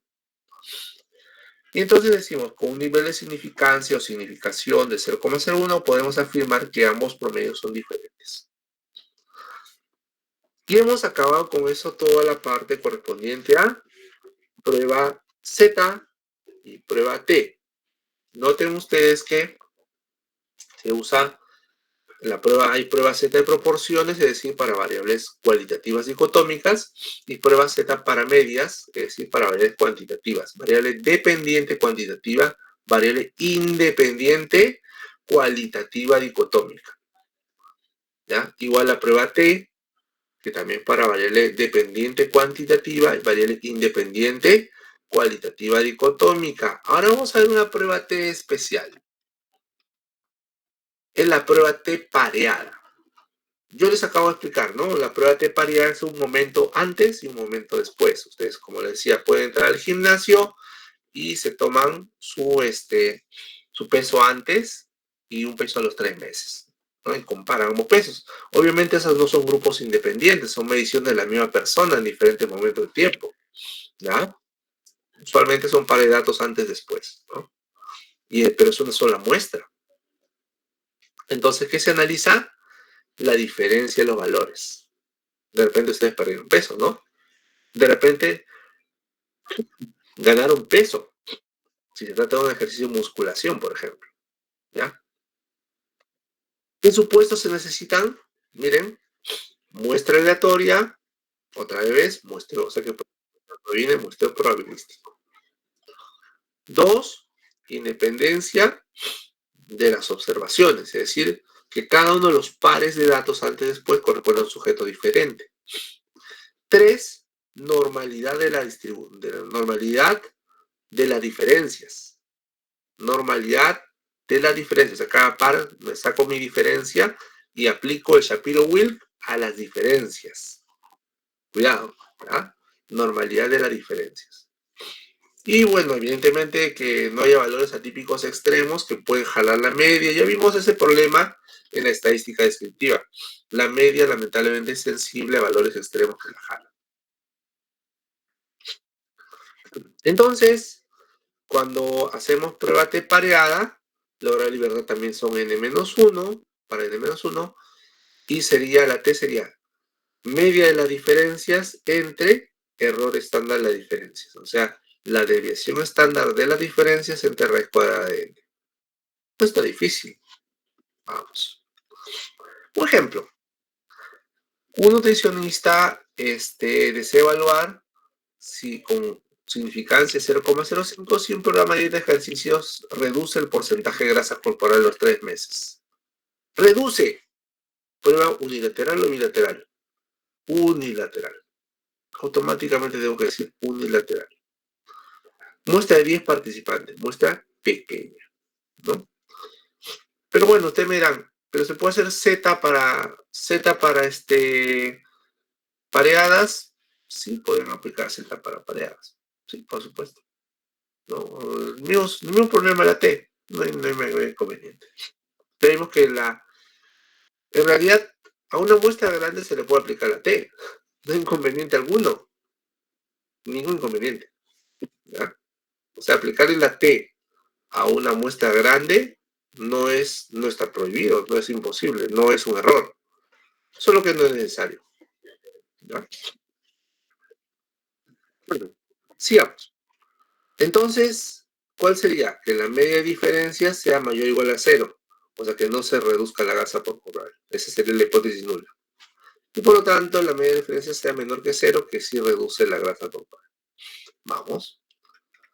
Y aquí tenemos, por ejemplo, los valores para los 10 sujetos, donde la diferencia para el sujeto 1, o sea, tenía 28%, después 25%, diferencia menos 3%. Menos 3, menos 2, menos 2, así. Cada uno tiene su porcentaje, ¿no? Muy bien. Y entonces, bueno, yo me tomé el trabajo de asumir que era normal la distribución, ¿no? Entonces ya les corresponderá sacarle Shapiro-Wilk a la diferencia y decirme si efectivamente era una distribución normal, ¿no? Si se cumple el supuesto, ¿no? Seleccionamos la prueba T pareada, la media de la diferencia es menos 2 y la desviación estándar 1,054. Muy bien, a ver, si son 10 sujetos, ya, ¿es prueba unilateral o bilateral? Era unilateral, ¿sí o no? Si era unilateral, ¿cuánto era el alfa? 0,05. Tengo que buscar en la columna de 0,05 el cuánto grado de libertad, como si son 10 sujetos, grado de libertad 9. Voy a mi tabla, 0,05 y 9 sujetos, 1,8331. Ahí está. Muy bien, ahora sí puedo formular mi regla de decisión. Si la T calculada es menor que menos 1,833, se rechaza hipótesis nula, ¿no? Y entonces procedo a calcular, pues, ¿no? Menos 2, que es la media de las diferencias, entre el error estándar, 1,054 entre la escuadra de 10, y me sale menos 6. Menos 6 es menor que menos 1,8, claro, por lo tanto tengo que rechazar hipótesis nula. Y el valor P aproximadamente es 0,023. Por lo tanto, con un nivel de significancia de 0,05 podemos afirmar que el programa de ejercicios reduce el porcentaje de grasa corporal a los 3 meses. Ya está. Ahora sí hemos acabado con la prueba T. Y nos falta un concepto adicional importante, que es el ANOVA. Ya. Pero antes de hablar de eso, ¿qué pasa si no se cumple el supuesto de normalidad? Si no se cumple el supuesto de normalidad, para dos muestras independientes hay que usar nuestra U de Mann-Whitney. Si no se cumple el supuesto de normalidad en los datos pareados, es preferible usar la prueba de Wilcoxon, que es como la U de Mann-Whitney, pero para datos pareados. Y si no se cumple el supuesto de homoscedasticiidad, se usa una T especial, que se llama la T de Welch. Eso no entra en el curso, no entra en el curso básico, pero sí sería importante que lo sepan, porque efectivamente los programas estadísticos básicos como el Jamovi tiene este cálculo de T de Welch, y tengan mucho cuidado ahí, no es que por dárselas de vivos, que quieran calcular automáticamente su T, y le pusieron automáticamente T de Welch. La T de Welch corrige ciertos aspectos ahí en el cálculo, es un poquito complicado, pero la idea es que trata de compensar el supuesto de homoscedasticidad, la falta de supuesto de homoscedasticidad, ¿ya? O sea, la T de Welch sería más robusta que la T normal, pero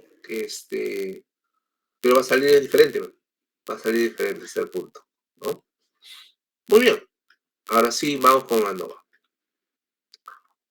A ver, ANOVA es una prueba para evaluar la media de 3 o más muestras independientes, es decir, variable independiente, cualitativa politómica, ¿no? Generalmente escala nominal, aunque podríamos usar la escala ordinal, no hace mucho pleito. Si solo se evalúa una variable independiente, ANOVA de una vía, pero si son 2 o más variables independientes, ANOVA factorial. ¿Qué quiero decir con eso? Que lo más frecuente es que usemos ANOVA de una vía, por suerte, pero efectivamente existen diseños en los cuales se evalúa una combinación de valores, de variables independientes. O sea, 2 variables independientes que sean 2 dicotómicas tendría que ser 4 grupos, ¿ya? Y así sucesivamente, ¿no? Pero en nuestro caso solamente planteamos ANOVA de una vía. Bien. Ustedes me dirán, oye, ¿y por qué no hacemos prueba, tanto que hemos estudiado prueba T y Z, por qué no hacemos comparación? Si tenemos 3 grupos, por ejemplo, ¿por qué no hacemos comparaciones 2 a 2? O sea, grupo 1 contra el grupo 2, grupo 1 contra el grupo 3 y grupo 2 contra el grupo 3. Pues resulta que no es buena idea. ¿Por qué? Porque incrementa el error alfa. Sí, incrementa el error alfa. O sea, la probabilidad de error sería 1 menos alfa a la k, donde k es el número de comparaciones. ¿Ya? Un ratito, por favor. Ya me di cuenta de la rata. Un segundito. Ya, se incrementaría, ¿no? Ya. Lo que le decía. Este ejemplo, a ver. Supongamos que el error alfa que he calculado es 0,05. ¿Cuánto sería 1 menos alfa? 0,95. Y 0,95 contra 3 grupos, entonces sería el cubo, ¿no? 0,95 elevado 0,95 por 0,95 igual a 0,85. Muy bien, menos 1. En otras palabras, el error alfa solo con 3 comparaciones ascendería a 14,3%. De lo que era, ¿se acuerdan? 5%, dispararíamos el error alfa a 14,3%, lo cual sería inaceptablemente alto.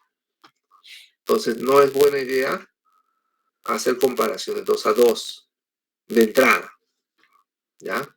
Eso sería un error, un incremento excesivo del error alfa, si usáramos algo en lugar de la ANOVA. O sea, el algo significaría pruebas T o pruebas Z. De hecho, la prueba Z y prueba T son variantes, o sea, mejor, son casos especiales de la ANOVA, en el cual solo es dos grupos, o sea, entre comillas, la prueba T y la prueba Z son casos especiales de la ANOVA. Muy bien, entonces el ANOVA clásico de una vía tiene supuesto de normalidad, supuesto de homoscedasticidad, como la prueba T, independencia y tamaño, y otro supuesto más que se añade, que es tamaño muestral similar. O sea, no deben ser tan diferentes los tamaños muestrales tampoco. Muy bien. La hipótesis nula es que todas las medias son iguales, la media de todos los grupos que se comparan. Y la hipótesis alternativa, que al menos una media es diferente de las demás. Lo que tenemos aquí es una corte de la prueba T, del estadístico F, de la distribución F. La distribución F es notaron que es una distribución sumamente asimétrica, con una cola muy larga, en la cual tienen un conjunto de filas, un conjunto de columnas. Y en las columnas están los grados de libertad del numerador. Para que ustedes sepan, el grado de libertad del numerador se refiere a a las comparaciones entre grupos. O sea, ¿cuánto grado de libertad tienen, por ejemplo, para un grupo? O sea, serían grado de libertad, serían el número de grupos menos 1. Pues si son 3 grupos, sería 2 grados de libertad en las columnas. Si fueran 3 grupos, sería 3, no, pero si fueran 4 grupos, sería 4 menos 1, 3 grados de libertad. Si fueran 6 grupos, sería 6 menos 1, 5 grados de libertad. Y en las filas está el grado de libertad dentro de los grupos. ¿Y cómo se obtiene eso? Se obtiene restando el total de todos los elementos, de todas las observaciones, menos el número de grupos. ¿Ya? O sea, si fuera, por ejemplo, 3 grupos y son 50 sujetos, tendría que ser 50 menos 3, o sea, 47. Si fueran 4 grupos y fueran 40 sujetos, sería 40 menos 4, o sea, 36. O sea, las filas va el número de elementos dentro, el grado de libertad dentro de los grupos, y en las columnas el grado de libertad entre los grupos. ¿Ya? Para que entiendan el concepto. Lo que pretende el estadístico F es comparar la variabilidad entre los grupos con la variabilidad dentro de los grupos. A la parte de arriba, la variabilidad entre grupos la vamos a llamar señal. ¿Ya? Variabilidad entre grupos, yo la llamo señal. Y a la variabilidad dentro de los grupos la llamo ruido. Entonces, cuando el estadístico F le sale significativo es porque la señal es mayor que el ruido. ¿Ya? Eso nada más, ese concepto. ¿Y cómo se obtiene el estadístico F? Cuadrados medios entre grupos dividido entre cuadrados medios dentro de los grupos. A su vez, los cuadrados medios entre grupos significa suma de cuadrados entre los grupos entre los grados de libertad entre los grupos. ¿Cuántos son los grados de libertad entre los grupos? Número de grupos menos 1. Entre suma el cuadrado entre los grupos, entre los grados de libertad dentro de los grupos. ¿Cuánto es los grados de libertad dentro de los grupos? Total menos grado de libertad de total menos el número de grupos. Total de elementos menos el número de grupos. Ahorita vamos a representarlo. Grado de libertad entre los grupos, K menos 1, donde K es el número de grupos. 3 grupos, 2 grados de libertad. 4 grupos, 3 grados de libertad. Grado de libertad dentro de los grupos, N menos K.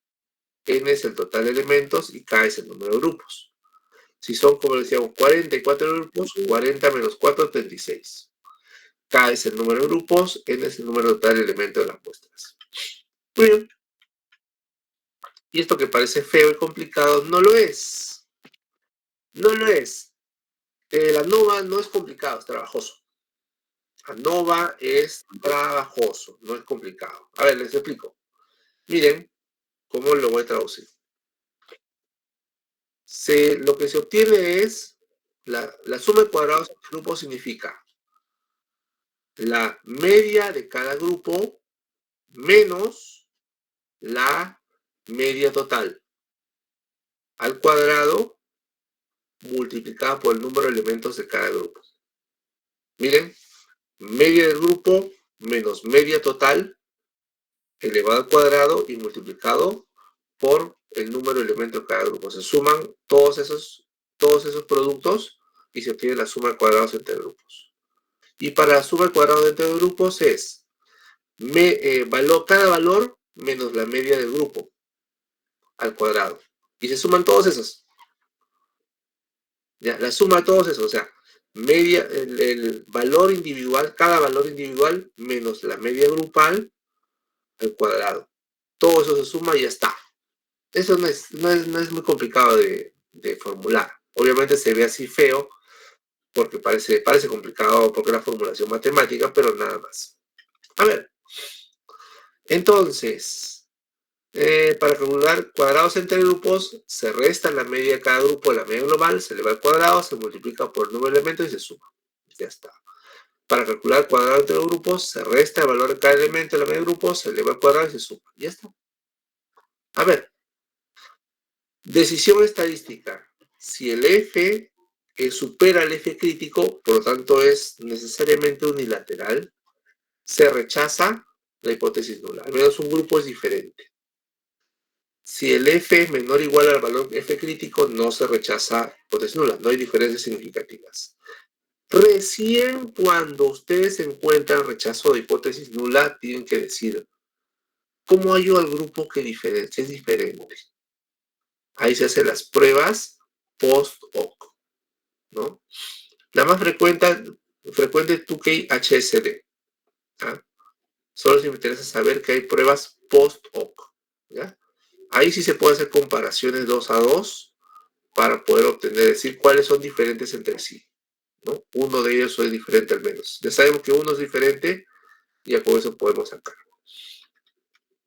A ver, aquí puse un ejemplo sumamente sencillo. Miren, comparamos 3 dietas para evaluar su efecto de la pérdida de peso. Aquí vemos la dieta A, hizo perder a uno 2 kilos, al otro 3 kilos, al otro 4 kilos.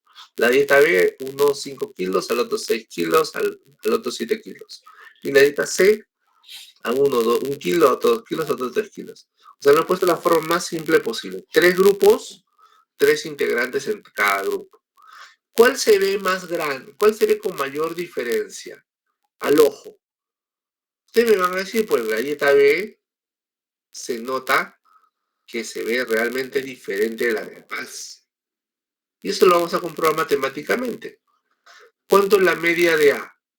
La media de A es 3, o sea, el promedio del grupo A es 3. El promedio del grupo B es 6 y el promedio del grupo, desde el grupo C es 2. Ustedes lo pueden calcular fácilmente, se dan cuenta que el promedio está bien calculado. ¿Y cuánto es el promedio total? Obviamente sumamos todo, lo dividimos entre 9 y nos sale 4. O sea, el promedio total es 4 en este caso, ¿no? Entonces tenemos que calcular el estadístico F. En este caso, la suma de cuadrados entre grupos, SSB, between groups, ya sería, miren, grupo 1 tiene su promedio 3, ¿sí o no? 3 menos 4, 1. Bueno, menos 1, al cuadrado 1. 1 por 3, 3. Está. Grupo 2, 6. 6 menos 4, 2. 2 al cuadrado, 4. 4 por 3, 12, ¿no? Y el grupo C, 2. 2 menos 4, menos 2 al cuadrado, 4. 4 por 3, 12. O sea, sería 3 más 12 más 12, 27. Está. O sea, 27, ¿entre qué lo voy a dividir? Grados de libertad de los grupos. O sea, son 3 grupos, 3 menos 1, 2. O sea, 27 medios, 13,5. Y la dieta 2 sería así, miren. Valor 1 menos promedio del primer grupo. O sea, 2 menos 3 al cuadrado sería menos 1 al cuadrado, 1. 3 menos 3, 0. 4 menos 3, 1 al cuadrado, 1. O sea, 1 más 0 más 1, 2. Y así sucesivamente obtenemos la suma de dentro del grupo sería, de cuadrados dentro del grupo sería 6. 6 dividido entre ¿cuánto? Entre número de elementos menos número de grupos. ¿Cuántos elementos son? 9. ¿Cuántos grupos son? 3. 9 menos 3, 6. 6 entre 6, 1. Resultado, este 5F va a salir 13,5. Ahí está. Y entonces busqué mi tabla F, ¿no? No hicimos eso. Vamos ahí. Aquí tengo mi tabla F. Veamos. Las columnas representan el grado de libertad de los grupos. ¿Cuántos grados de libertad tengo que buscar? Como son 3 grupos, columna 2. Muy bien. Columna 2. ¿Cuántos grados de libertad dentro de los grupos? sería total de elementos, o sea, 9 menos número de grupos, 3. 9 menos 3, 6. O sea, sería fila 6, columna 2, fila 6. ¿Cuánto me sale? 5,14. Así es. Ese es mi grado, mi F tabulado. O sea, si mi F calculado era mayor, tenía que rechazar hipótesis nula. Y eso es efectivamente lo que me salió. Me salió que el F calculado 13,5 es mayor que 5,14. Por lo tanto, rechacé hipótesis nula. Por lo tanto, podemos afirmar que la media reducción de peso con una de las dietas es distinta de las demás. ¿Qué tendría que hacer? Pruebas post-hoc para comprobar cuáles son diferentes entre sí, ¿no? De a priori yo podría afirmar que el grupo, la dieta B, es diferente de las demás. Pero obviamente eso lo podemos comprobar matemáticamente con las pruebas post-hoc. Ahora sí, ¿qué pasa si no se cumple el supuesto de normalidad? Si no se cumple el supuesto de normalidad, se tendría que usar la prueba de Kruskal-Wallis, o sea, el equivalente no paramétrico de la ANOVA. ¿Y qué pasa si no se cumple el supuesto de homoselasticidad? El ANOVA de Welch. El ANOVA de Welch. ¿Ya? O sea, sería, así como era un T de Welch, también un ANOVA de Welch. ¿Ya? Y hay un punto importante, ¿qué pasa si los grupos son demasiado diferentes? Eso es una cuestión, o sea, si los tamaños de los grupos son demasiado diferentes. Podría intentarse hasta cierto punto con la ANOVA de Welch. La ANOVA de Welch puede solucionar ese problema. Bien, hemos empezado tarde, como ustedes comprenderán, y estamos terminando tarde. Pero me he demorado exactamente las 2 horas que tenía previstas. Agradezco la paciencia de los que hayan aguantado, que son muy poquitos, pero eso sería todo por esta clase. Definitivamente la siguiente clase, que es de medida de asociación, va a ser más corta, va a ser más breve. Esta es la clase que más hace sufrir y patalear a la gente, no sé por qué. De repente ven muchas fórmulas, muchos números y eso los asusta, pero más importante que la fórmula de números es el criterio. Los criterios y los supuestos. Si no cumplen los criterios supuestos, les va a ir mal. Les va a ir mal. Cumplen los criterios supuestos, les va a ir bien. Realmente, les juro, les va a ir bien, ¿no? Muy bien. Eso es todo por hoy. Agradezco su presencia y nos vemos el jueves. Nos vemos el jueves. Pero más bien debo comentar que existe la posibilidad que empiecen no a las 5:30 exactamente, sino a las 6.